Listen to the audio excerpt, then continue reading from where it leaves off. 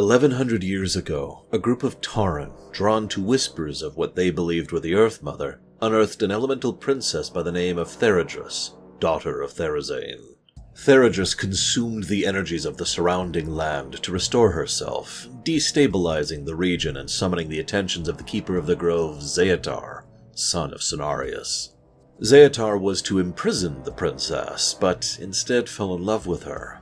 Their unusual union resulted in the birthing of the centaur race who, according to myth, slew Zeatar to the dismay of their mother. This event resulted in the barren wasteland now known as Desolace. Alliance forces within the area are primarily here to root out and destroy the diminishing satyr presence which befouls the local Night Elven ruins. These ruins happen to include some of the more unpleasant practices the Old Elves participated in, including flesh sacrifices being offered to Elune for boons of vengeance. A local blood elf, Furion, was researching this area when he was killed by Alliance forces.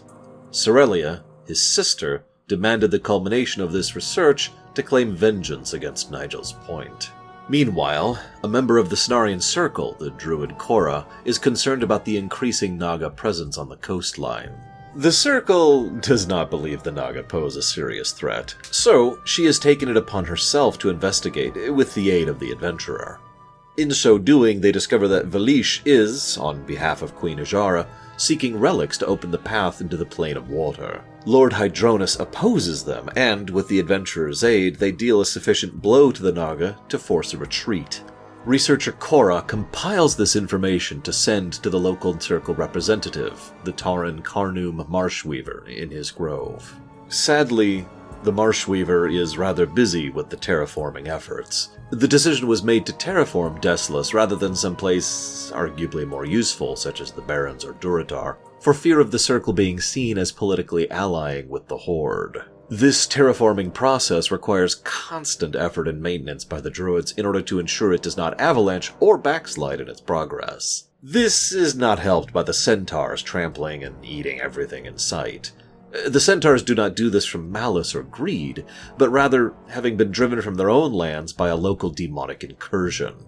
This is the largest incursion Desolace has faced in centuries, and has pushed the three main Centaur tribes, the Magrum, Kolkar, and Gelkus, to the brink of destruction.